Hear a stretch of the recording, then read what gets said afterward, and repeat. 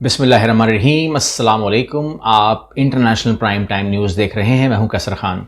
आप जानते हैं कि जंग के हवाले से जो असलहा अमेरिका यूज़ करता है या जिस क्वांटिटी में यूज़ करता है, जिस नंबर के साथ यूज़ करता है, उतना असलहा तो उसके सामने वाले के साथ होता नहीं है। अगर हम ईरान की बात करें तो ईरान के पास तो वो असलहा नहीं था कि अगर वो कहता कि आप मेरे मुल्क में उतर जाएं तब मैं आपसे लड़ूंगा, दू बदू लड़ूंगा या बाय एयर फोर्स लड़ूंगा, तो शायद वो कामयाब ना होता। तो उसने अपनी ही एक गेम बनाई और उसने एक मिसाइल वॉर जारी कर दी। यानी कि ये दुनिया को पता लगा कि अगर आप में वो ताकत नहीं है जो आपके सुपर पावर के सामने आपको ठहरना है, तो फिर आप अपनी जंग की नौयत चेंज कर दें, अगला खुद ही सहम जाता है।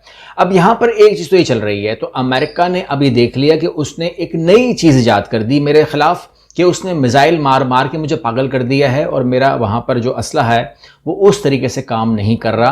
तो उसने अब एक नई चीज शुरू की है और वो चीज है ईरान के तवील मुद्दती मुआसरे की तैयारी। ट्रंप की हिदायत जारी। अब ट्रंप ने कहा कि हम भी एक नया काम करना चाहिए और एक नया काम यह है कि हम दीवाना वार, जिस तरह हमारी आदत है, हम हमला नहीं करते। चलिए हम उनके मुल्क में नहीं घुसते, ठीक है। चलिए हम वो काम नहीं करते जो हम हमेशा करते रहे हैं, हम मुआसरा कर लेते हैं और इन्हें घोट के मार देंगे, ठीक है ना, इनको दबा के मार देंगे और इनका ब्लॉकेट कर देंगे और ये मर जाएंगे इस तरीके से। एक बात तो यह है कि आप किसी का रास्ता इस तरह रोक नहीं सकते, पहली बात। दूसरी बात यह है कि क्या आप रास्ता रोकने की पोजीशन में हैं भी कि नहीं। तो यहां पर मैं थोड़ी सी बात कर लेता हूं और वो ये तीसरी बात वो ये है कि जब आप कहते हैं कि जब आप किसी का एक दर बंद होता है तो उसके 100 दर खुल जाते हैं, ठीक है। तो आप इसका मतलब ये हुआ कि नेचुरल कुदरत से भी नहीं लड़ सकते। लेकिन यहां पर मैं आपको बताऊं कि मैं थोड़ा सा आपको दिखा देता हूं ताकि मैं आपको समझा सकूं। ये जो आबनाए हुर्मुज़ का मामला है ना, इसमें ब्लॉकेट जो है वो आप देख रहे हैं आबनाए हुर्मुज़ को।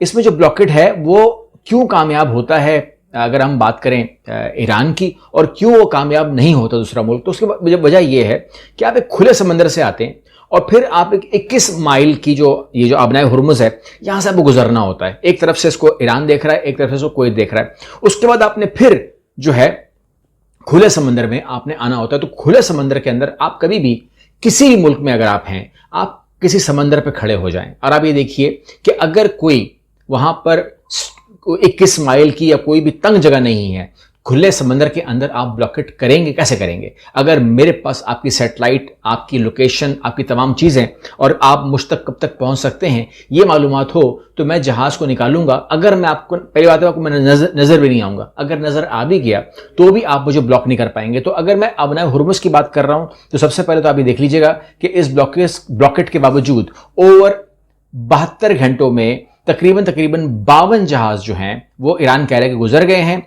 यूएस ब्लॉकेट के बावजूद, जिसमें 31 जहाज जो थे वो ऑयल टैंकर्स थे और 21 जो है वो कार्गो शिप्स थी जो वहां से निकल गई। अमेरिका अपनी ब्लॉकेट लगाए खड़ा था, लेकिन वो 52 जहाज जो है वो 72 घंटों में गुजर गए। मतलब ये हुआ कि अगर हम हिसाब लगाएं तो तकरीबन हर 1.5 घंटे में एक जहाज पार हो रहा है। ये एक बात हो गई। दूसरी बात ये चलें, ये एक ऐसी बात थी कि जो वो मैं आप कहेंगे खतरा मोल ले रहे हैं, तो हम आपको आसान कर देते हैं। देखिए यहां पर सूरत हाल को मैं ले आता हूं पाकिस्तान की तरफ। पाकिस्तान ने क्या किया है कि पाकिस्तान ने एक ऐसा काम किया है जिसने यूएस के ब्लॉकेट को इनकाउंटर किया है, ठीक है ना। और ये पाकिस्तान ने करके एक तो ईरान को ये बता दिया है कि आपने अब बिल्कुल क्लियर हो जाना है कि आपका दोस्त कौन है। यानी कि इंडिया ने वहां पर अपने कदम जमाए थे, कोई शक नहीं है। उसने ईरान को हमारे खिलाफ किया, कोई शक नहीं है। दिमाग में क्या भरा होगा जब जो कुछ वाकयात हुए थे, मैं उसका जिक्र नहीं कर रहा।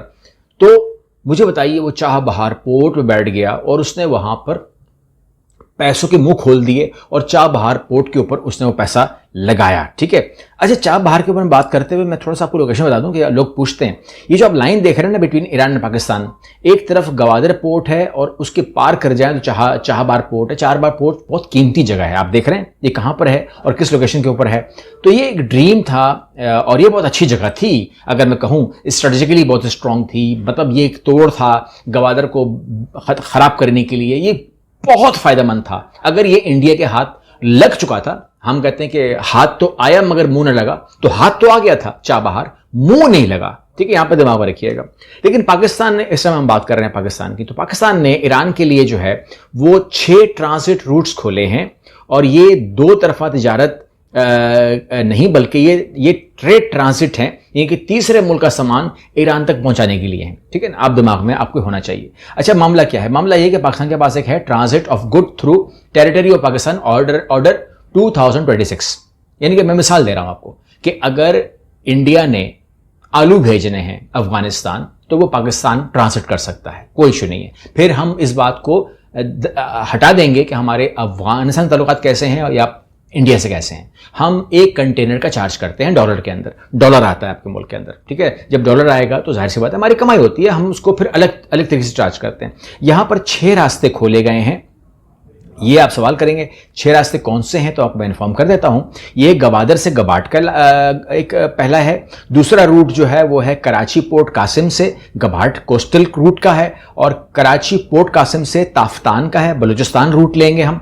इसके अलावा गवादर से क्वेटा ताफ्तान, इसके अलावा गवादर से खुशदार ताफ्तान, और फिर कराची पोर्ट कासिम से गवादर और फिर गबाट का है। ये 6 पोर्ट खुल गए हैं। अच्छा, अब इसमें मामला ये कि ये जो है ना फ्री ट्रेड एग्रीमेंट नहीं होगा, आपके दिमाग में होना चाहिए, और ना ही कोई शर्त खुल गई है, बल्कि ये कंट्रोल ट्रांजिट सिस्टम में आएगा और इसके अंदर भी तमाम रूल्स अप्लाई होंगे, बैंक गारंटी होगी, कस्टम लाजमी होगा, तमाम चीज़ें होंगी, हर चीज़ अप्लाई होगी। लेकिन ये उन्होंने एक बहुत बड़ी जो एक हम कहते हैं सांस जो दी है ना ईरान को पाकिस्तान ने, तो पाकिस्तान ने दिल जीत लिए हैं ईरान के, और आज हजारों कंटेनर इन 6 रास्तों के जरिए जो है वो पास होंगे। और ये बहुत बड़ी बात है ईरान के लिए। हजारों कंटेनर का मतलब है एक बिग रिलीफ। यानी कि फॉर एग्जाम्पल मैं मिसाल दे रहा हूं, इस टाइम तो मैं आपको बता दी कि अमेरिका फेल हो चुका है, लेकिन अगर अमेरिका फेल ना भी होता और वो ब्लॉकेट कर देता अच्छी तरीके से या कर दे अच्छी तरीके से, तो आप ईरान के अंदर जो हजारों कंटेनर हैं वो पार आसपास हो सकते हैं, डिपेंड करता है उनके ऊपर। पाकिस्तान का फायदा क्या है? सिंपल सी बात है कि पाकिस्तान के लिए बिजनेस है।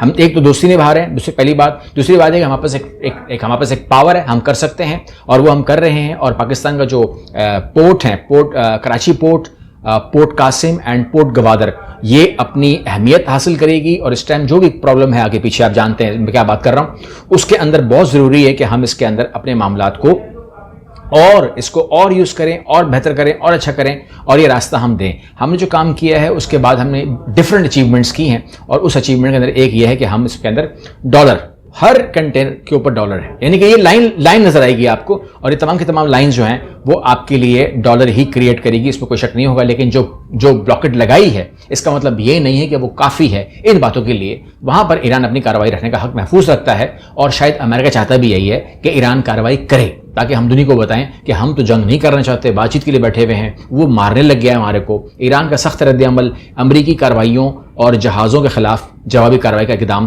तो कहता है कि जी मैं हमला कर दूंगा, मैं तोड़ शुरू कर दूंगा, मैं जहाज़ों पे हमला कर दूंगा। तो दुनिया को बताएगा कि देखो भाई आप मेरा साथ दो, ईरान पागल हो गया है। अब दुनिया ये इस टाइम क्या नहीं देख रही है कि आपने उसको ब्लॉकेट किया हुआ है। मतलब ये ऐसा ही है कि आप एक बिल्ली को भी एक कमरे के अंदर बंद कर दें, वो आपसे भागती रहेगी, लेकिन बंद कर दें उसको आप, एक टाइम पर आके वो आपके ऊपर वो हमला करेगी कि सवाल ही नहीं पैदा होता कि वो आपको छोड़ दे, और वो आपकी जान ले सकती है।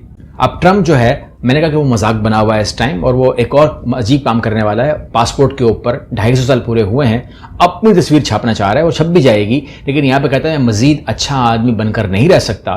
ट्रम्प की उसका ख्याल है कि वो इस टाइम एक अच्छा आदमी है, यानी कि ट्रम्प का दिमाग में चल रहा है। ट्रम्प की बंदूक उठाकर ईरान को फिर धमकी, तो कहता है मैं ये कर दूंगा, वो कर दूंगा। वो हमेशा ही कुछ ना कुछ ऐसा कह रहा होता है, जिसके बाद अब ये चीज़ अब ये मजाक में ली जा रही है, और आप भी आपके दिमाग में जानता हूँ कि इसको आप मजाक के तौर पर ही लेंगे। दूसरी बात यह है कि जो उसके खुफिया इदारे हैं ना अमेरिका के, वो कह रहे हैं कि अगर आपने ऐलान किया कि हमने फतह कर ली है, हमने जीत गए हैं और यहाँ से हम अपनी फौजें विड्रॉ कर रहे हैं, निकाल रहे हैं, हमारी फतह हो गई है, तो इसका जो जवाब आएगा, रद्द-ए-अमल आएगा, वो पूछा गया है अमेरिका के इदारों से कि बताइए इसके जवाब में क्या कर सकता है ईरान।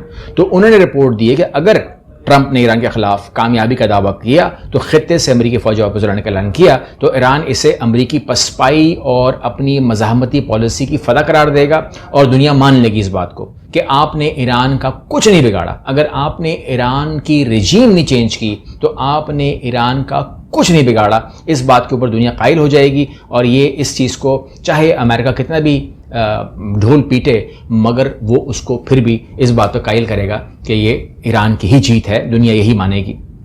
अच्छा, अब यहाँ पर सूरत हाल ये है कि अमेरिका कह रहा है कि जी मैंने बरतानिया में बात की, शहजादा चार्ल्स से बात की, अजीब अजीब बातें कर रहे हैं, मेरी माँ का क्रश था ये मेरा चार्ल्स जो आया हुआ, अजीब अजीब बातें करते हैं लोग, माँ का भी लिहाज नहीं कर रहे। बहरहाल ये उनकी मर्जी है, अंग्रेज़ों में चलता होगा। यहाँ पर सूरत हाल ये है कि चीन और रूस जो है वो एक अदा कर रहा है अपना रोल, यानी कि आप ईरान को बोलते हैं कि जब आप एटम मत बनाए, फिर कहते मैं नहीं बनाऊंगा। लेकिन यहाँ पर आप ये देखिए कि ईरान का दोस्त है कौन? नॉर्थ कोरिया दोस्ती में आता है उसके, ठीक है ना, अच्छे दोस्तों की बात कर रहा हूँ, वैसे दोस्त उसके बहुत सारे हैं, ठीक है ना, अभी वो वाइस प्रेसिडेंट की सीट जीत गया। तो नॉर्थ कोरिया दोस्त है, एटमी पावर है, पाकिस्तान दोस्त है, एटमी पावर है, चीन दोस्त है, एटमी पावर है, रूस दोस्त है, एटमी पावर है। तो ऐसे मुल्क जिसके पावर ऐसे हों, ठीक है ना, तो उसको आप ये वाली बात ना ही कर दो तो अच्छी बात है, ठीक है ना, इतना गुस्सा नहीं देना तो अच्छी बात है कि आप वो तबके ही बन जाए एटमी पावर, ऐसा मुझे लगता है। आप उसको इतना इरिटेट कर दोगे, इतना इरिटेट कर दोगे, वो कहता है कि यार बद अच्छा बदनाम बुरा, ठीक है ना।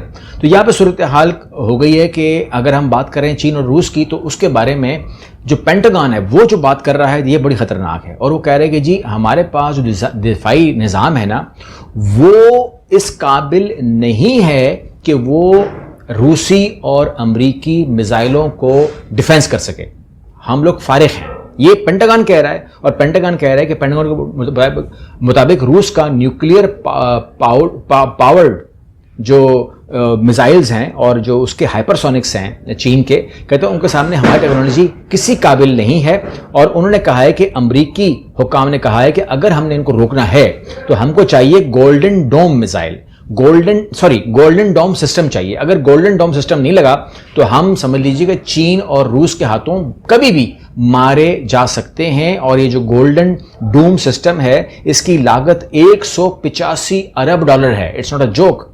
यानी कि गवर्नमेंट हमको जो रियासत है वो 185 डॉलर दे ताकि हम गोल्डन डोम बनाएं, ताकि हम चीन और रूस से अगर हम पे हमला होता है तो खलासी पाएं। तो इस टाइम अगर हम पेंटागन की बात करें तो वो ये बता रहा है आपको दूसरे अल्फाजों में कि इस टाइम इस टाइम अमेरिका जो सुपर पावर था, आज वो चीन और रूस के ये मिसाइल ना मारने के रहमो करम पे है कि अगर वो नहीं मार रहा तो अमेरिका कायम रहेगा। अगर वो ये मार देता है, चूंकि उनके पास गोल्डन डोम नहीं है, तो वहां पर उसको बहुत बड़ा डैमेज हो सकता है। ये सूरत हाल आज ईरान ने और इन तमाम ममालिक ने मिल करके अमेरिका की हमारे सामने एक्सपोज की है। और इस एक्सपोज के बाद जब आपको पता हो, आप खुद बता रहे हो कि हम लोग मरहून मिन्नत हैं इनके हमला करने या ना करने पे, तो आपको सुपर पावर क्यों माने और आपको वो क्यों इस बात को ताकत दें कि आप आज़ाद रियासतों में जाकर अपने फैसले मुसल्लत करें। अगली वीडियो मिलते हैं। अल्लाह हाफ़िज़।